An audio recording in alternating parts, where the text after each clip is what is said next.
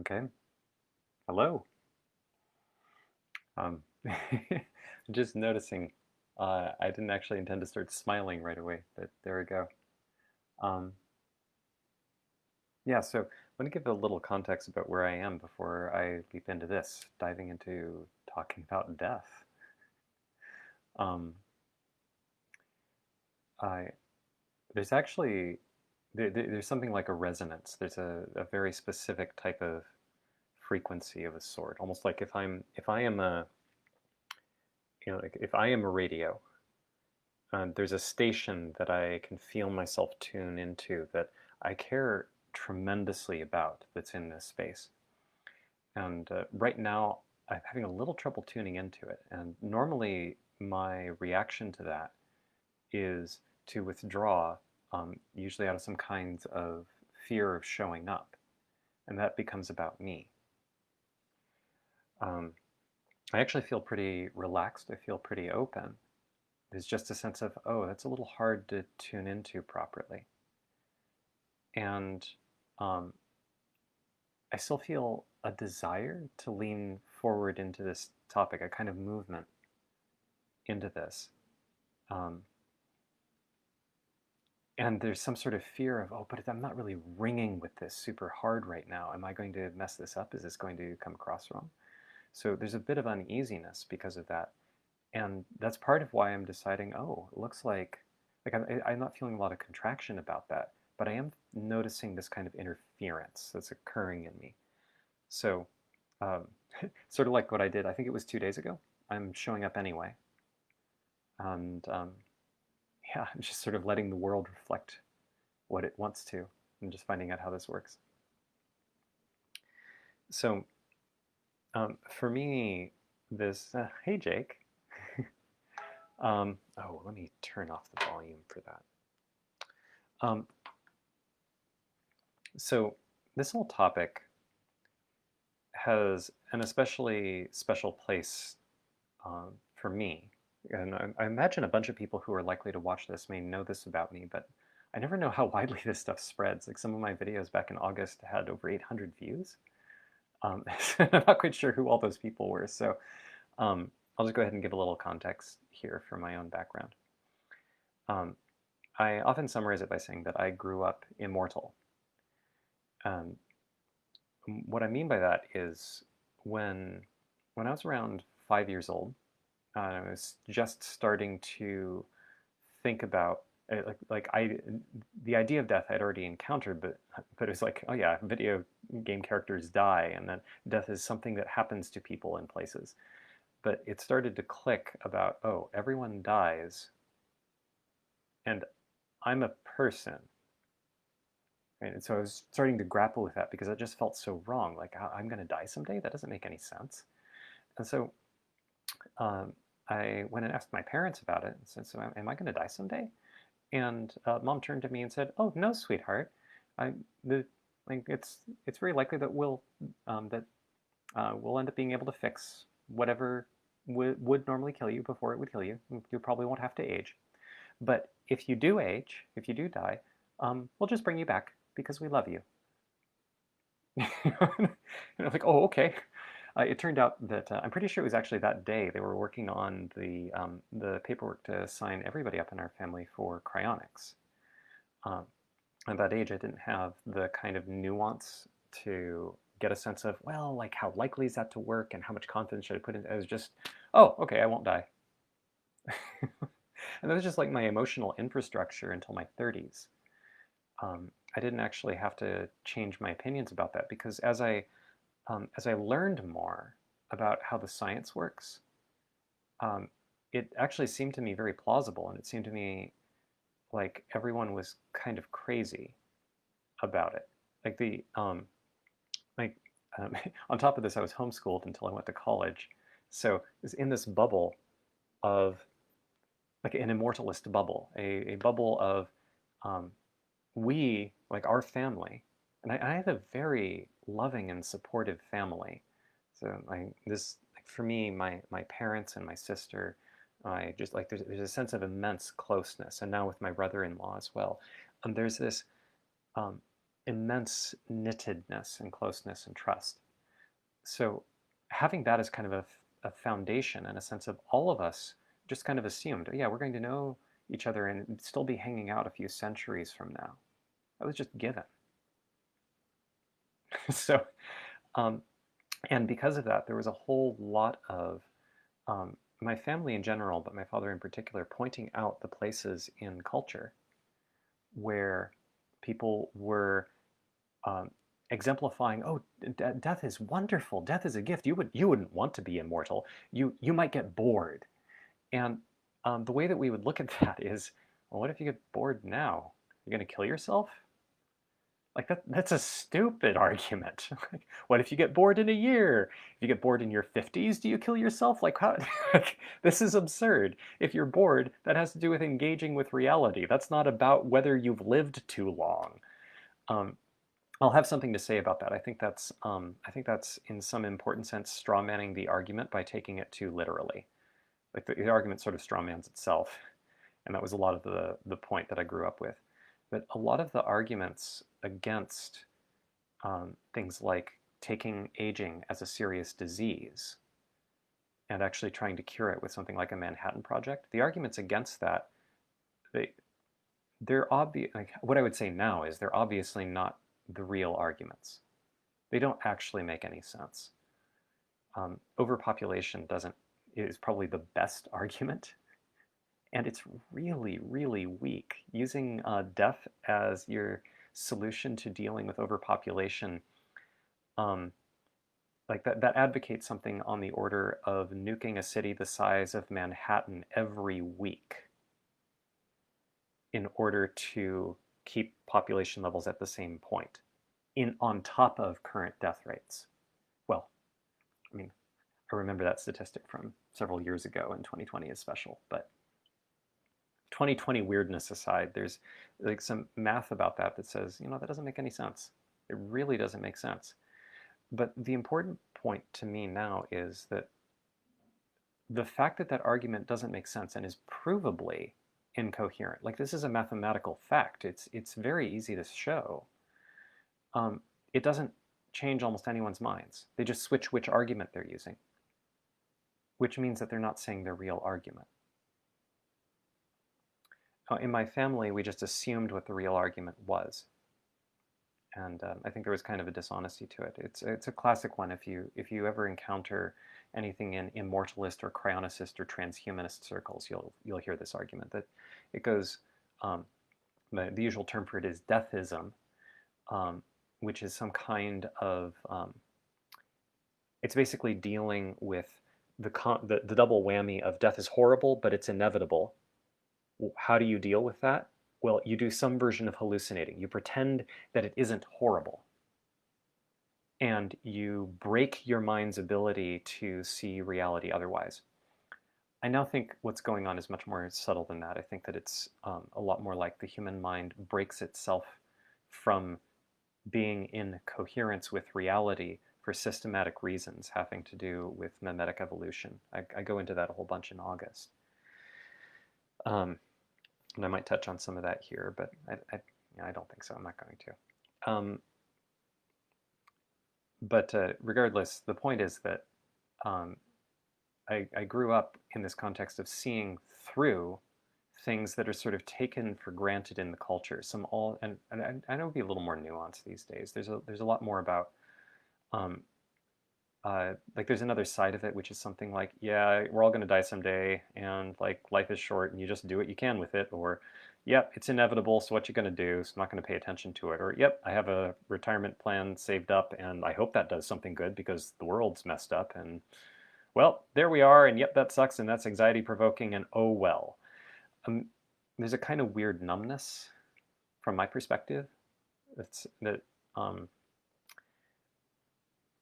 I might go into that numbness a little bit later, but for now I just want to bookmark that there's something about where I'm coming from, the perspective that I've come from that I've learned is actually very alien on this particular axis. It's very different. I didn't just think living a long time and possibly living unboundedly in some sense. I think that's a complicated question for deep philosophical reasons, but like certainly centuries. I would love to be around for centuries. Um, and there's like, so because I just grew up with that kind of context in a culture that keeps talking about, there's so many stories, so many legends about how, um, like the whole Harry Potter series is basically it basically comes down to pointing out how you have to sacrifice your virtue and your humanity in order to have immortality, and even then, immortality you get isn't worth it. That was the whole game with Voldemort, whose name literally means fleeing from death. Voldemort. Right? It's like it's French for running from death. um, that was his whole shtick, and he was getting transformed, and he was this like psychopath who's going around destroying lives and not caring about anyone but himself, totally selfish. And then there was the whole arc with the Deathly Hallows, which are supposed to be another pathway to immortality, but in the end, the heroes wisely surrender it. And Dumbledore, this whole arc about Dumbledore relating to the Deathly Hallows, like how his failure was seeking the Deathly Hallows. Like that's just one author.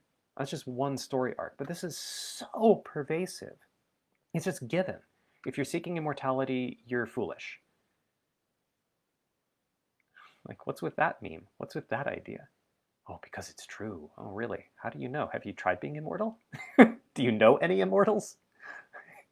I am the closest I know to someone who just actually grew up in a context of never having to go through the basic childhood trauma of and inheriting the trauma from the adults of we don't talk about that and it's kind of bad, but what?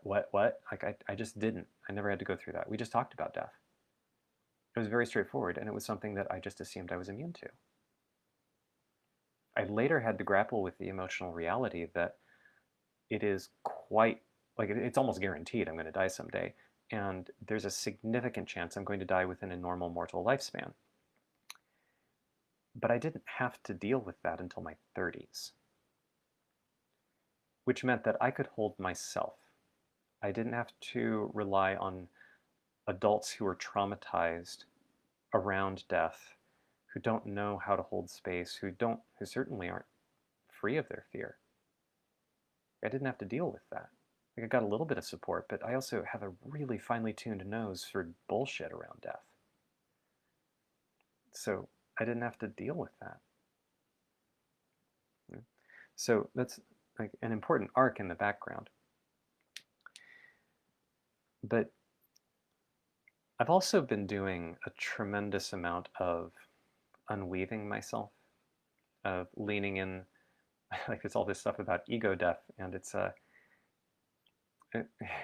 this is like there's one arc. Like it's like what I'm wanting to do is bridge between two worlds. I'm wanting to point out that there are two worlds that have a funny kind of interaction around this.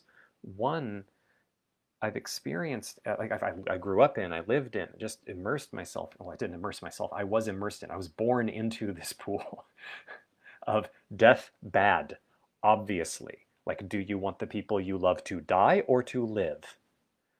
This is not a hard question.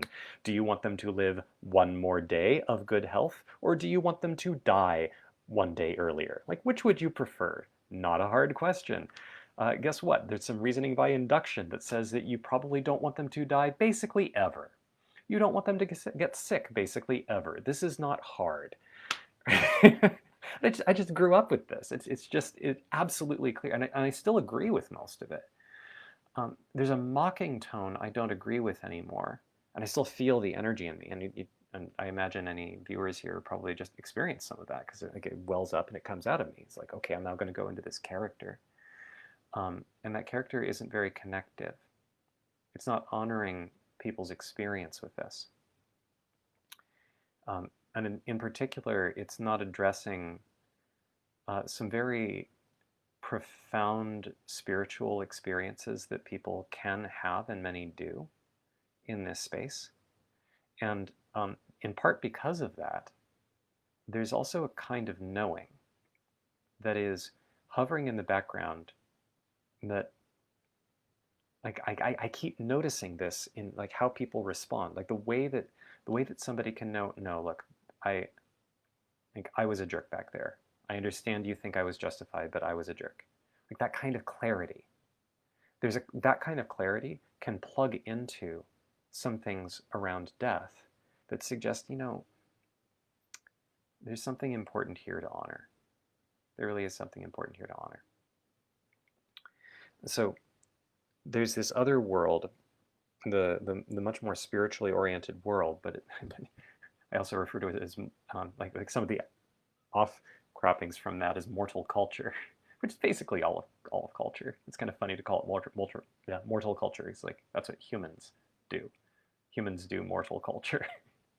um, but it's much more significant to me because I'm coming from outside of it.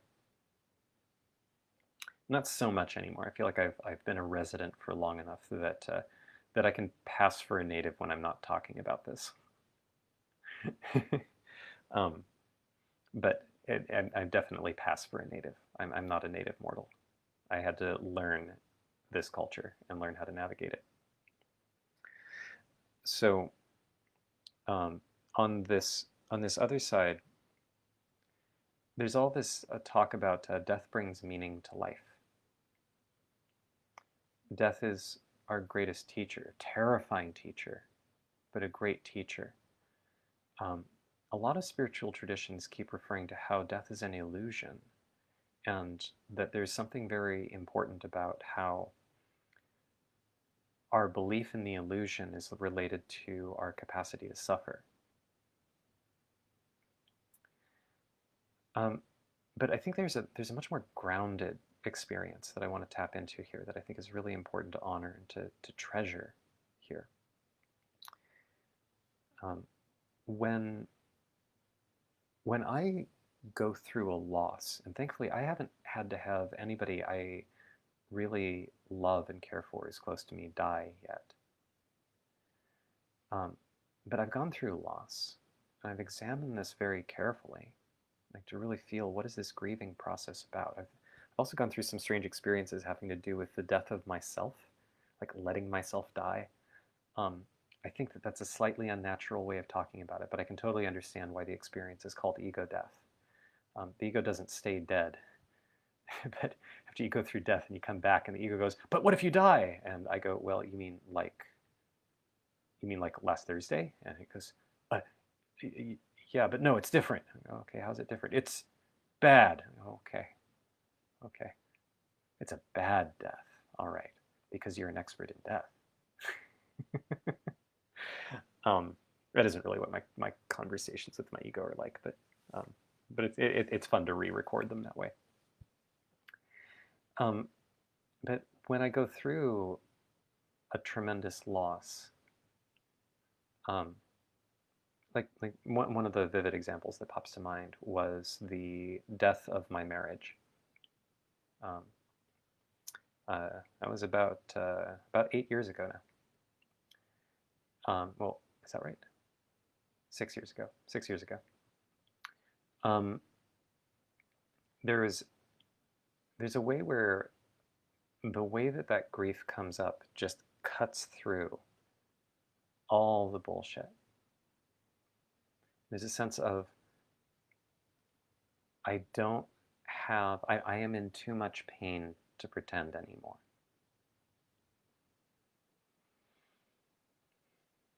I see this pain too vividly, and there's nowhere I can look. It's ruined the game. But that grief has its own intelligence. Like I couldn't decide when I was going to grieve, or even what. Like little things like um, the um, like, like images of future Christmases with children, like that kind of future just going away. It wasn't like I was trying to reflect on this. It's just that was an image that would come up, almost like some part of me was bringing up things that would hurt to have me hurt through them as part of digesting the grief. And there's something about that intelligence, the intelligence of the sorrow, on being with the pain of loss that gives no room for anything but the truth. It offers freedom in the stillness. And I wrote about this a whole bunch, about 5-ish years ago, 4 or 5 years ago, in that ballpark. Um, at the time, I was calling it the yin of rationality. There's a whole background behind that, part of the rationalist community. And by my read, if you're going to split um, rationalists or any strategy system, you're going to split things into yin and yang sides. Almost everything that the rationality community was doing was extremely yang, extremely like, okay, you're going to attack these biases and make yourself think more clearly, and like be really vigilant for when your mind is applying rationalizations, and then cut through those rationalizations. You need to relax more. Let's relax. And it's like, I had a sense of, I think there's something missing here. Um, uh, and like in writing about that, there's a lot of this emphasis on what does it mean to silently, inwardly surrender to the truth. I didn't phrase it that way at the time. It feels a lot more natural now.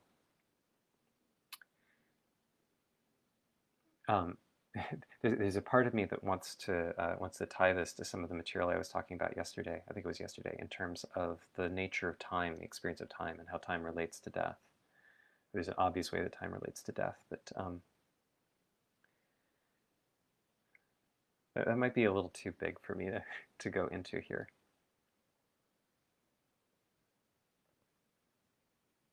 I'll just say that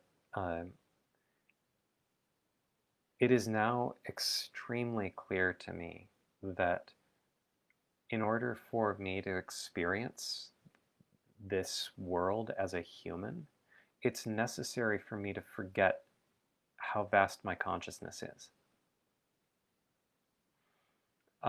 There's like varying degrees. Clearly I can remember a little bit more and I don't suddenly stop being human. But there's also something about, if I were to totally remember, I would wake up and this whole dream would stop existing. And that's really clear to me. But most bafflingly, it's clear to me as a concept with a resonance. It's not something I directly perceive anymore. I perceive it some, and that's beautiful and it's perfectly fine. But that forgetting is exactly what allows the experience of both time and death to even be possible. But what that means is that if I am here hurting too much because of some form of death or some form of loss, some form of grief, that pain is sort of forcing me to confront something about, hey, do you really want to have this dream? Do you want to shake out of it a little bit? Do you want to wake up a little bit? Do you want to wake up all the way? There's some kind of feeling like that for me in the relating to the feeling of loss. There's this absolutely, and it only feels this way to me now because of the kind of connection I have to the experience of being beyond time and the way that everything is already beyond time, that time actually doesn't exist. If that makes no sense to you, that's okay. You don't have to worry about it. Like this is just like I'm speaking at the edge of my own growth here, and I've encountered this, and I'm looking at it and going, oh, this feels makes sense. It's not just a concept like it was before. I can actually feel this now. But what that means for me now is that there's a way where I am in really vivid contact with the way in which death is a gift, death is a teacher, death is a mercy. There's something about, there's something funny about this particular world where, best as I can tell,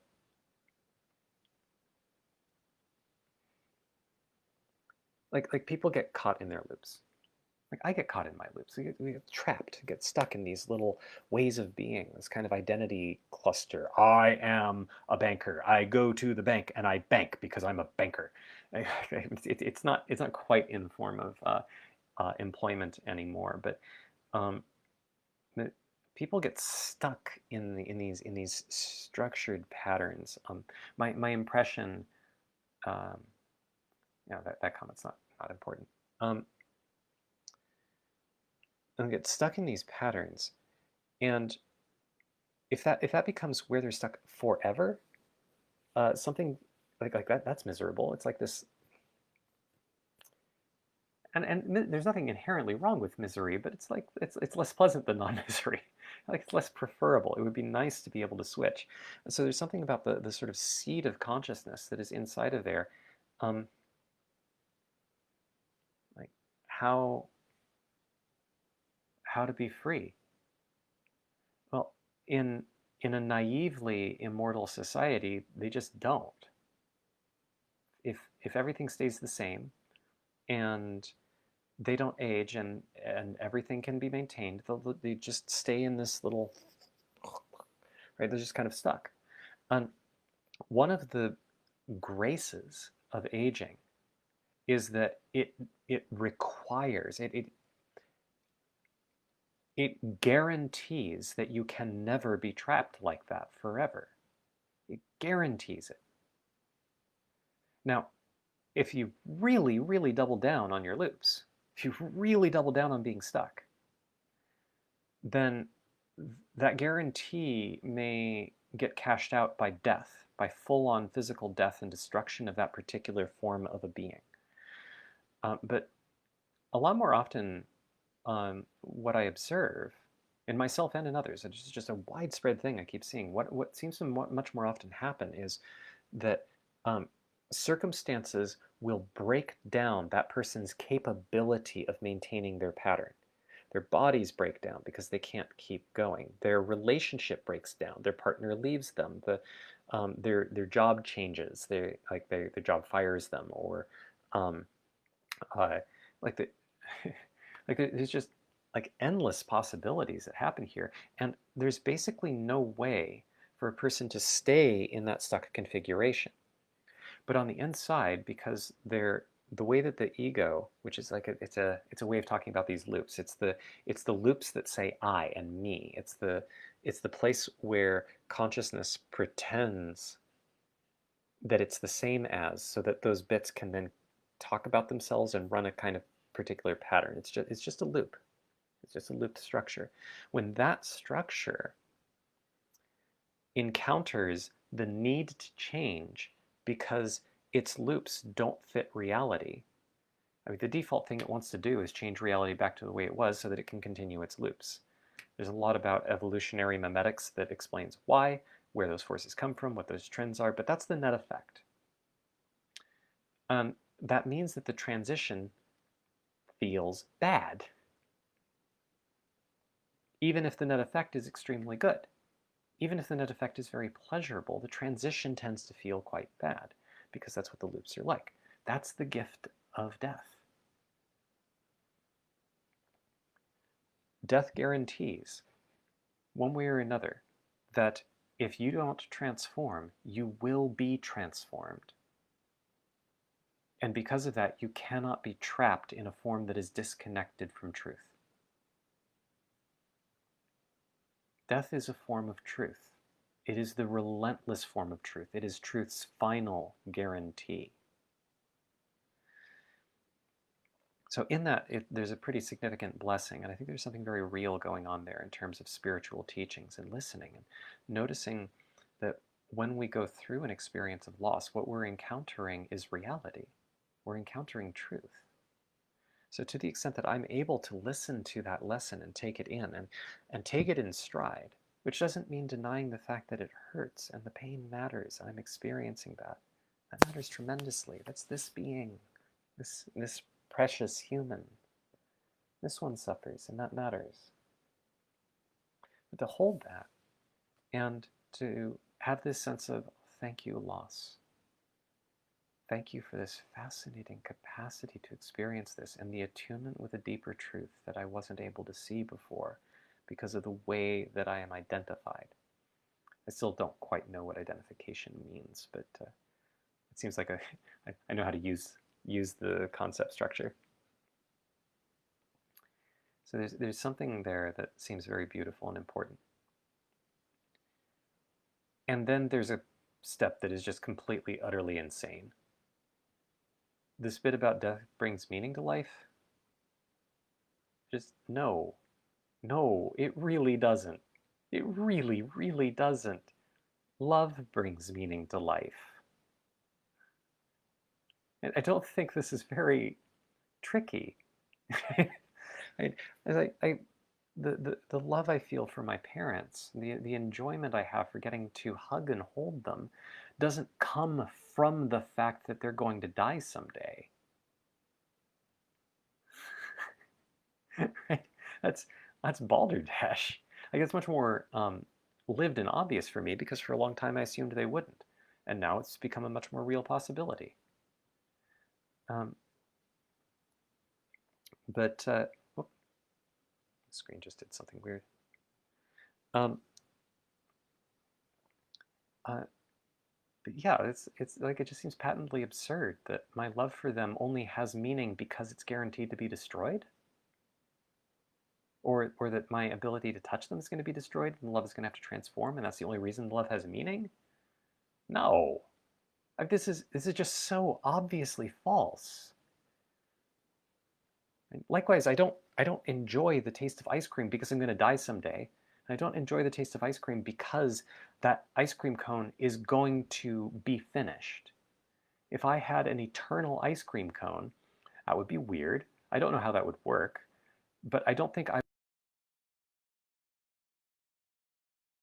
philosophical shuffling around and well, but if you keep eating it, you have this eternal thing, and you just keep eating this impulse to eat it. It'd be an addiction, and then it wouldn't feel so good, and that would be bad. Okay, great. You can right.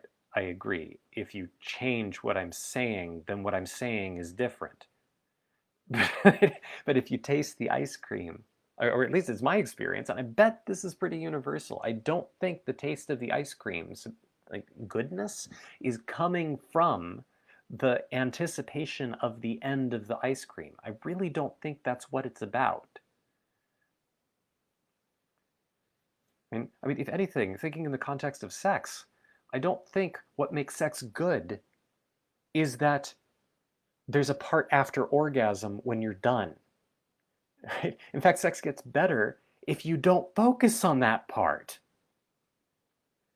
Right? So there's just so much about this. It just seems so blatantly obvious if we're willing to actually pause and go, what's true? Not what do I think, but what's true? So it seems to me that the whole game, the whole reason that there's this impression that death brings meaning to life is that sometimes if a person is caught in a bubble, like I've experienced this at times, like there've been places where I've been caught in some sort of pattern that I could not get out of, could not. And then some version of metaphorical death comes in and breaks open my capacity to love and be loved. That creates room for more meaning. Likewise, if uh, like sometimes I notice if I'm a little bit caught up in my own patterns and I'm a little too obsessed with making a point to somebody or disagreeing with somebody, remembering that they may very well die before I next get a chance to see them, before I get a chance to interact with them. Given that, is this what I really want our last moments together to be like? And it's just a thought experiment. It's like I could do a whole bunch of other thought experiments. Um, I know that the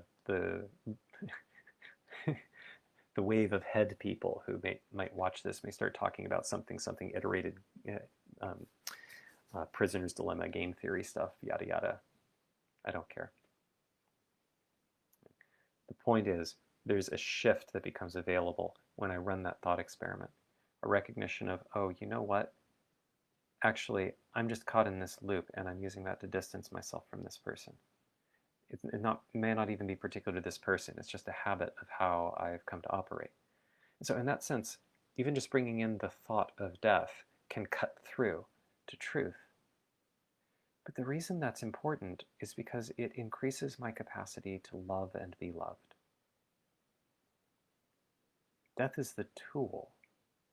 Death is the final teacher. It's sort of like if I couldn't get it any other way, death is the guarantee.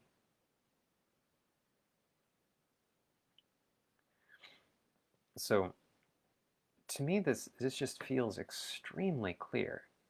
This is like I feel like this is something that brings in a corrective factor to both sides of this conversation around death. I mean, it's not really a conversation. These two sides basically don't interact with each other, and when they do, they call each other names and ignore each other. Just kind of it's unfortunate, because if it could alchemize these two into kind of a greater whole, I think something beautiful becomes available. And like a lot of immortalists um, have this attitude of death is terrible and death happens and people are dying all the time. I was totally in this, right? Because I used to emphasize having a death clock in the back of my head. This is approximately the death rate. It might be a little faster right now. It speeds up and slows down, but like each snap is a person. And that's a speed that's very hard to relate to. So I used to do some mathematics to sort out a way to make it emotionally impactful. Like, how many minutes would I have to wait for somebody to lose their father to a heart attack? I did the math once, and I think it worked out to being about 7 minutes. Right? It's a look at this, and this has been going on for about 36 minutes. So, like, you think about roughly 5 people have lost their fathers. Like, that's as a literal, but it sort of it illustrates the impact to some degree. Like, you can actually see the story of it, and there's that horror is real. It's potent. Like that's abstracted and fictionalized a little bit, because I'm talking about, well, on average, and these are COVID times, and this is a little bit different. So like things are importantly intense along this axis, but there's something there's something vivid and real about being in touch with that sorrow. And this starts to get into what the Buddha would talk about as the understanding of suffering. It just begins to get into it. I recently got to talk to a friend who's actually going through the understanding of suffering, or what's sometimes called the dark night. That's its own thing. It's when a key piece of the ego structure actually loses one of its foundational abilities to ignore reality, and then the entire thing has to rejigger. It can be a very miserable experience. Um, but but there's still this contraction that I'm so used to encountering from the immortalist world, and this savior complex, which I totally inherited. I absolutely inherited. Like I've been trying to weed this out of my whole energetic, psychological, emotional system, so that I have some hope of being able to show up with enough clarity to really enjoy this life, and so that whatever comes through me can actually do, like, it actually has the transmission to be able to actually help people in a clean way. But for me to get out of the way, for me to stop making it about me, oh, look at all these people I'm rescuing. Um, there's this huge savior complex around, we're going to end aging, and that's going to like deal with all of this death, and I'm like thinking about all these people who are dying so quickly, and each moment wasted is like one of the arguments I used to get into, one of the arguments I used to run and push was, look, every deathist objection, every time you go, well, I don't know if that's really a good idea. Well, okay, great. You've now delayed us by a few seconds. How many people did your delay just kill? Right? Right. Immensely manipulative on my part. Immensely manipulative. And so there's all of this contraction and this is fear around the boogeyman of death. without any of the spiritual understanding of what the virtues of death actually are. But I don't think the answer is to say, oh, if you were actually wise, you would stop, like you would break your contract with cryonics. I mean, bullshit. I'm still signed up. I'm still happily signed up. I'm going to keep being signed up. Yeah.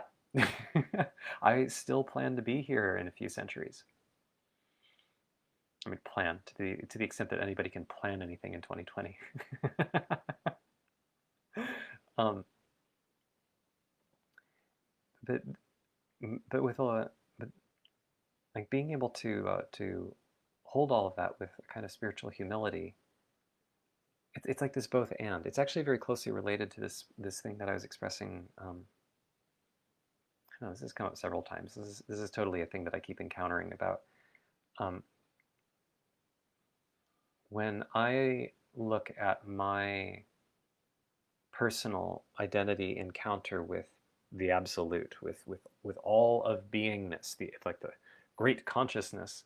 Like, if this sounds like just some sort of random psychedelic trip or some kind of religious stuff to you, then you're you're just don't bother.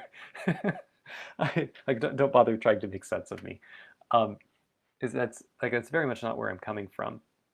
Um, the what I'm looking at is something about there's an experience that, having encountered it, I can now look at it and go, oh yeah, that's the foundation, or rather, it's closer to the foundation than anything else I'd experienced up to that point.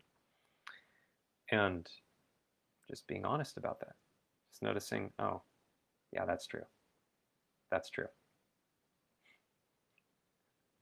Like you can't make that out of physics. Physics has to be made out of that. That's just obvious. It's immensely obvious. Um, and sure, maybe I'm deluded, but I'm not. It's one of these funny things of um, the place from which I would have to consider myself deluded is the place from which I would have to wonder whether um, mathematical theorems whose proofs I understand are actually true, and whether it is possible for me to understand mathematical proofs. At that point, I'm not quite sure what kind of basis of knowledge I could even use. Like, the mind becomes useless. But if you've never experienced what I'm talking about, or even had a glimmer of it, then this probably just sounds nuts. So I want to respect that, and also it's just a difference of how much one has encountered, I think. So the I notice I feel some dissatisfaction. Like there's a piece of this that I really want to allow through. I really want to be clear about, and I notice that it's I don't feel satisfied that I've created space for that.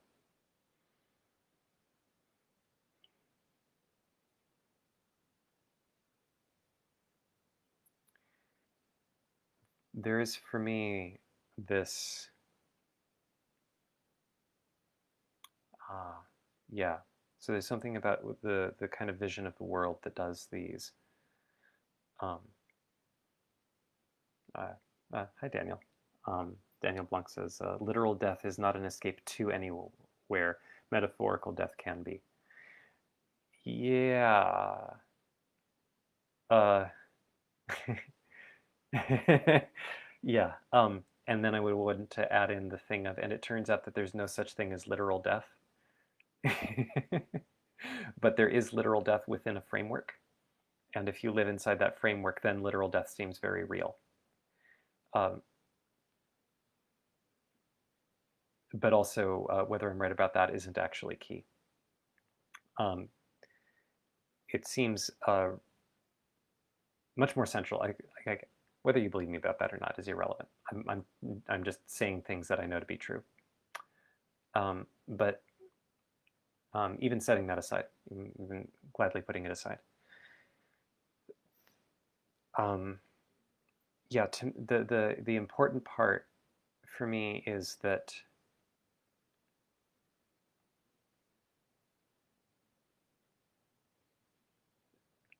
death systematically destroys what isn't true. And what I mean by true in this case, I mean something, I don't mean corresponds to reality. I don't mean a map territory match. That's a very cognitive way of talking about truth. Does my map match the territory? The answer is always no. No map matches the territory. If it did, it would be useless. I mean, like what you're looking at is when I look at the map and I interact with the territory, can I interact with the territory in a way that's useful? Does the map, when I interact with the map and then I try to interact with the territory, am I acting psychotically? Am I out of touch with how things work? Like that's what that's about. It has nothing to do with do they match. Of course they don't match. Like that's the whole point of a map, is that it doesn't match reality. It doesn't match the territory. It's just it has things that we can use to inspire us to interact with the territory in particular ways that turn out to be useful. So when I'm talking about truth in this case, what I mean is something more like fittedness, like for when I'm interacting with a cup, and like if my interaction involves I want to drink from the cup and I crack into it and I just fling the cup across the room and shatter it on the against the wall, and then I claim I am now drinking from the cup. Like there's a way where what I'm doing isn't true. It's not fitted. I'm out of touch with what's real. But instead, here I am wanting to talk about the cup and I'm able to hold it. There's something about that that has the resonance of truth. That's a very physical, material example. The same thing happens in terms of in a romantic relationship, for instance, like in terms of me like fitting metaphorically to my girlfriend. When we're interacting, if if I if I want the sense of connection and intimacy with her, but we start to get into some kind of friction, there's a way where I am not fitted to where she is. There's something untrue about my orientation to reality in that moment. Right? If I'm experiencing that as friction, and there's a very particular sense of this that I mean. There's like this sense of we can't get along, and what's going wrong, and how do I fix it, and maybe we can resolve this, but she's so wrong about this, and how can she treat me this way? Like that's the kind of sense that I mean. Like that's not fitted to reality. It's very different from something like she's really pissed at me and I don't like it. I can feel that you're judging me, and I really don't like it, and I have a bunch of defenses coming up. But there can be a fittedness even to her anger of what part is hers is just like she's triggered, she's got her own processes to do, she's doing her own thing, and I can leave her to it. What parts are mine, like I'm being hooked, like, oh, I'm being upset by this. And that's mine to deal with. And maybe her anger can actually help me. Right? And I can like notice, oh, okay, I'm getting defensive about this. So what is this resonating with? There's a very different orientation where I can be fitted even to the conflict, such that the conflict can create intimacy. That's being fitted to truth. So when I say that death cuts away or cuts through anything that's untrue, I mean it in this sense. It is forcing a reckoning between you, whoever you are, and reality. It is requiring them to fit. It is saying this distance isn't going to work anymore. Reality has come to spank you. You take your spanking and you shift, or you refuse to shift and the next spanking gets harder and harder and harder until your entire pattern is demolished and there isn't any more of that individuated sense of self in that form anymore. Right? Those are the options. That's death's promise. You will align with truth, even if it means we have to break you down to your constituent atoms so that the atoms are dust that can fit to reality. Guaranteed you're going to fit to reality. It's up to you how early in that process you want to align to truth. See, Daniel, you replied, so why not do something about it? Awareness of the darkness is an excellent tool to reduce it. So why not do something about it? I'm guessing you're asking why not do something about death, like trying to fix this mechanism or something. Um, First off, I don't think you would want to banish the guarantee that you are going to be aligned with reality. I don't know how anyone could possibly do that, but if you could, you super don't want to. Fortunately, I don't think it's possible. That doesn't make any sense.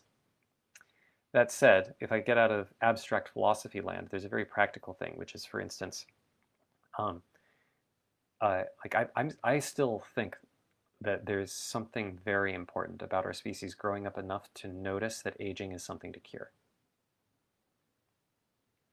I still stand by that. Absolutely. I think that that's important and precious. I think that it is utterly insane that we pretend that we don't want that. Absolutely insane. And the insanity makes sense. But the insanity is disconnection from reality, which brings guess what? However, if we were to push a button to eliminate all aging right now, gone, this would be horrible. This would just be horrible. It would result in an enormous bloodbath and a lot of suffering because I'm trying to figure out how to compress that. There's a lot to say there. There's a thing that I see so clearly, and it seems so simple, but I think it's simple because I've been staring at it for a couple of years now, and it's become more and more clear over time. Um, I keep wanting to say something like because the karma hasn't been worked off, but I think that invokes some sort of idea like there's some sort of spiritual bank account. Um, I mean the same way that transgenerational trauma is a form of karma. There's like a weight of something. There's the thing that causes people to ignore the wisdom of aligning with reality until it is forced on them by aging. That mimetic structure, that part of how people work, if if that ignorance, like the tendency to ignore, that ignorance, um, is not culturally addressed, then we will have not attained a level of cultural and species-wide maturity that is necessary to hold the absence of aging. This is like firing a teacher before you've learned the lesson. If you actually don't need the lesson, then that's fine. But if you absolutely do need the lesson, then what happens is by firing the teacher, you now get a much harsher teacher, which is reality. And so we would make up for the the damage that aging does and the suffering that creates by creating it elsewhere because we won't have learned the lesson. We won't have learned to prioritize truth over our sense of self and to prioritize love over rehearsing our patterns. We won't have made that a cultural priority deeply enough to have earned that degree of immortality. And this is not you can pretend this is about some sort of like cosmic judgment deciding what we have or have not earned, whether we're worthy, that this is a goodness thing. But I mean this in a very engineering way. The way that like a wooden beam sort of does not deserve to hold up a skyscraper because it's just the wrong material. It can't do that. So I mean it in that kind of way. There's just something a little bit more intuitive about highlighting something maybe a little distracting, but it feels more resonant with what grief actually gets us in touch with, about the profound sanctity of recognizing the reality of the meaningfulness of the way that this occurred to me in Mexico is, oh, loving is a skill, and it's extremely important for me to get better at it.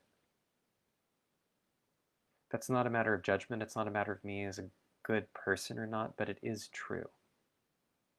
I don't know that it is a universal truth, but it's definitely true for me. And there's something about that that is for lack of a better term, something about it that's sacred.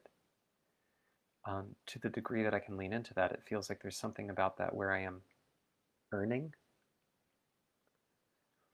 a degree of freedom from the lessons of aging and death. That doesn't mean I'm automatically free of them, but it means that if I were to get them, I would be a little less inclined to just mechanically create something really bad with them, just by making it an immortality of the ego instead of an eternal experience of being this individual as a manifestation of absolute unity. Immortality as a facet of reality. That's beautiful. Immortality as an ego is a guaranteed horror shit show. That's something mortal culture got right. It just got some of the stories meaningfully confused, I claim. So Daniel has two more comments. Daniel says, that's an incarnation of the idea strat, don't question me. Not quite sure what you're saying there. Exploration and curiosity can help figure out if the current strategy is effective and if there are better options. Yeah, I still don't know strategies for what. On a very practical mechanical level, I'm guessing you're talking about strategies for curing aging and possibly eliminating death. If you don't mean that, please clarify. So on a very practical level, what I'm talking about is how would we actually do that? Okay? I don't think the right answer is create medical interventions. The reason is, first off, the will doesn't exist. Okay? I claim that the human race wants this, but is terrified of it, and is correctly terrified of it because of the intuitions around what I'm talking about. But the intuitions haven't reached the mature conscious understanding of these mechanics. So they end up with these bullshit stories about what if I get bored and overpopulation, which do not make sense. But that's why there's this shifting of the argument whenever this topic comes up. So the net effect is, as a species, and even when you just chunk it down to cultures like the United States, it's like a super culture, it's not even a coherent culture, but whatever. Like the will of the United States cannot decide to cure aging. Why? Well, because these conflicts haven't been resolved. Right? There's all of this fear, and the fear is misplaced, and there's disorientation. So we can't just decide we have to do medical interventions, and we're going to like fund this team, and this team is going to solve this problem. That was Aubrey de Grey's approach. How's that been going? It's unclear whether we're any closer to ending aging than when Aubrey de Grey first suggested his strategies for engineered negligible senescence, his SENS project. So, like, what do? Just hit that button harder? Maybe it just hasn't come to fruition yet. Yeah, or maybe it's because this is a Sisyphean task. This is something that we cannot attack through this angle because it's not a mechanical problem. The problem isn't that we have no way of getting there. That's one of the excuses given for not trying. But it's nonsense. Aubrey de Grey is a living example of this. He gave a pathway that has plausibility for quite a lot of people, and we still can't muster the will to try in any meaningful sense. So this brings us back to, well, if we actually want to address this medical problem of aging, if we were to decide to address the medical problem of aging, we've got to address the will. So what's going on with the will? Why is this controversial? This is where I'm pointing at this stuff. I think the core issue is that there is wisdom in death. That's being correctly tracked. What the wisdom is completely distorted. It has nothing to do with death bringing meaning to life. It's not about death saving you from boredom. Not exactly. There is something to say about that, and I do want to come back to the boredom part. There's something beautiful and important about. There's a way to steelman that argument. I think there's a way to steelman all of the deathist arguments. But when you steel man them, it comes back to this is why we should cure aging and this is how. But the how starts by cultivating the will. If we get unified will as a species to cure aging, I think we'd just do it. I don't know how long it would take, but I have some reason to hope that we could do it within a generation. Okay? But we have to address the will, is my opinion. Let's see. And you have one more thing. And thus the desire to speed run spiritual maturity while also making sure to actually fully realize it. Yes. Yes. Exactly. Exactly. It's a little unfortunate that the word we have for it is spirituality and that it's associated with a lot of stuff that is anti-materialist. Because it's not really about being anti-materialist, anti-scientific, or pseudoscientific. That's not the point. It has nothing to do with that. The thing that I would like to point out, that the only word I have for it right now is something like spirituality. I could call it wise knowing, but something feels flat about that because it's more than just knowing. But like the thing that made science powerful is what I would want to call spirituality. It was a spiritual insight. Another way to say it is that it is fitting your whole being to the truth of reality. There is an art to fitting your whole being to the truth of reality and letting that truth transform your capacity to fit to reality ever more dynamically as reality continues to shift and twist. You just end up with this very weird thing of at some point this results in an insight about the nature of time, and then reality shifting and changing becomes a very different thing. So this is an interpretation within the matrix, so to speak, but I mean, it sort of works in the meantime.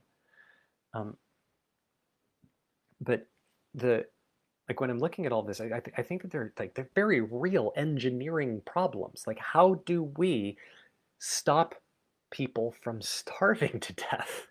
How do we stop people from dying of pandemics? How do we address? And then there are much more complicated questions that, like, I don't know how to snap my finger and deal with. I don't know what configuration to shift to. Of things like, how do we deal with an ever-growing population size, given people want to have babies? I mean, how? Like, I actually just don't know this one. If you have an immortal society that has children, what do? I don't know. I really don't know. The answer can't be death by random assignment. I mean, that's reality's current solution because reality requires a solution. Reality imposes one, and that's the one we currently have. This is one of the reasons why we can't answer the questions of aging and death. But if we can prioritize truth, not ideology, not a framework, but truth. I mean, that's what I mean when I talk about spirituality, actually prioritizing truth all the way down, which means being willing to let every preconception be destroyed, including these ideas, even the ideas of, oh, I can do Bayesian updating, or scientific method. Really? Where did that come from? How do you know those are the right ideas? Because of this bit of logic. And how do you know to trust the logic? Like all the way down, all the way down.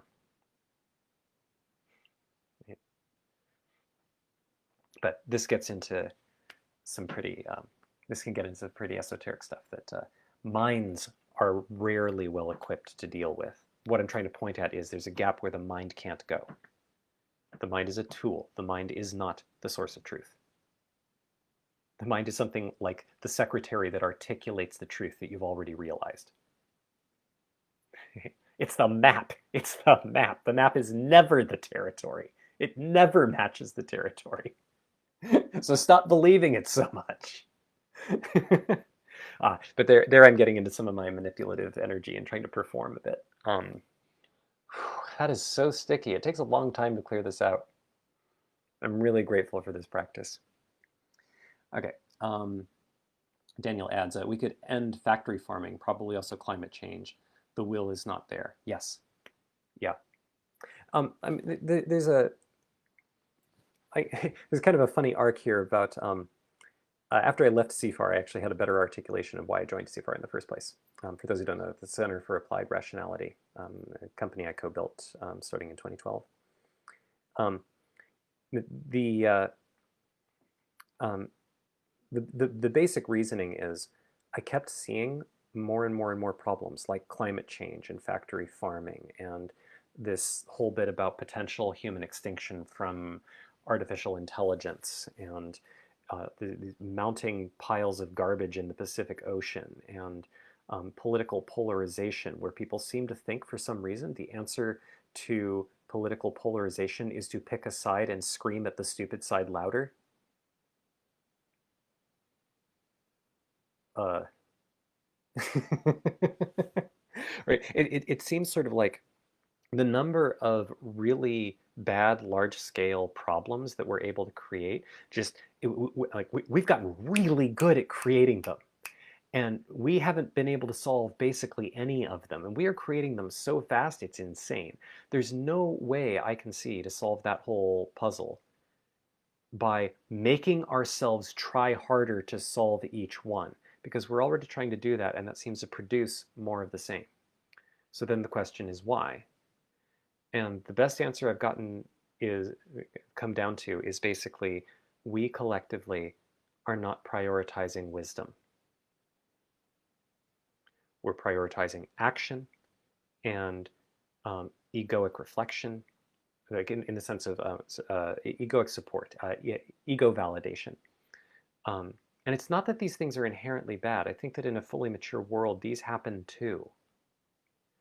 But they happen within a context of understanding, of compassion, and of a willingness to pause and let anything die that isn't true.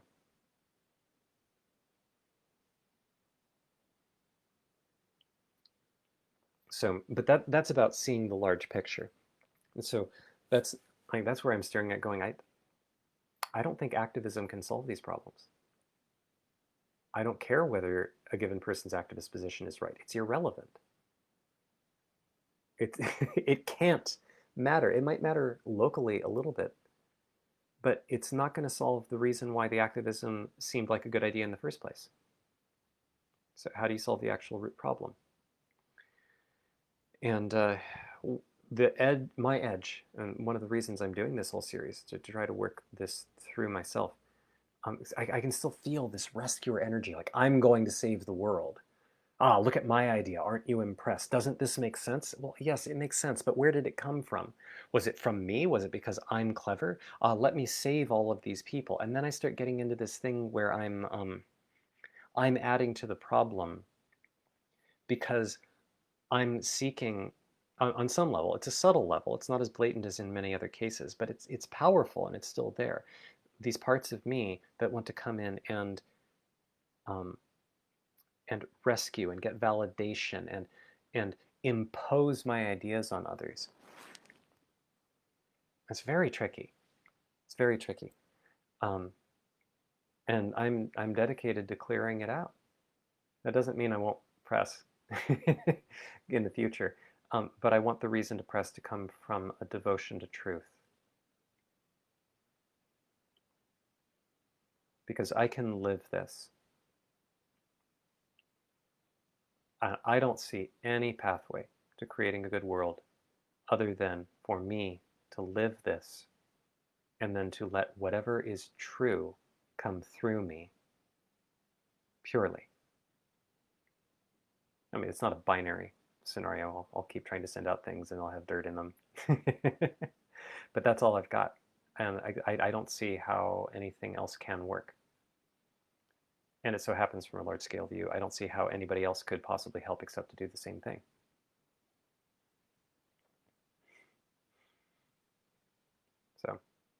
So, yes, end run on spirit or speed run, a speed run on spiritual maturity. It's kind of a funny way of putting it, but yeah, I agree. Okay. One other fun thought experiment. Like I can tell that my energy hasn't been really well grounded in the frequency I really wanted to bring through. So that's a recognition for me. But since I'm in this energy, let me just add a fun thought experiment to drive you crazy if you want it. Um, if we were to succeed in creating a spiritually mature species, if we were to make this choice, which largely consists of each individual deciding, oh, right, this matters, and I devote. I'm done asking how.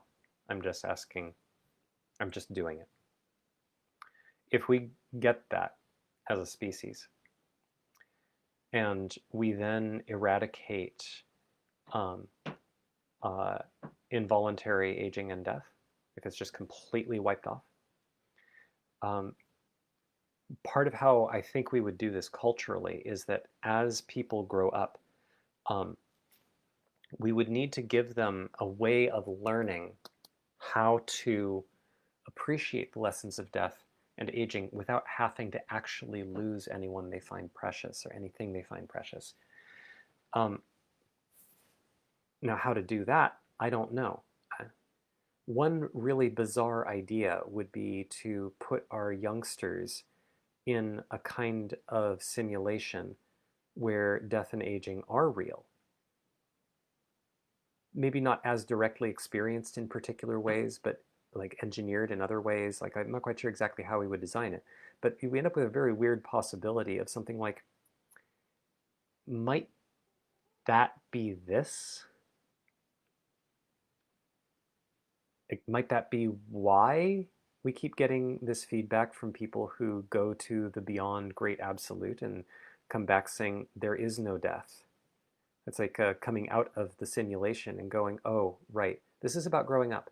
It has nothing to do with like die before you die. Yes, come to the full recognition of death, but also don't worry about it too much. It's fine. Everything's fine. Yeah, death is your greatest teacher here. I don't know how much I believe that thought experiment, but it tickles something in me. So, a bizarre idea for you to play with if you like. Okay. Um, so in my maybe overly lively state for the topic, I feel as complete as I'm going to get here. So I'm going to close this. Thanks for watching.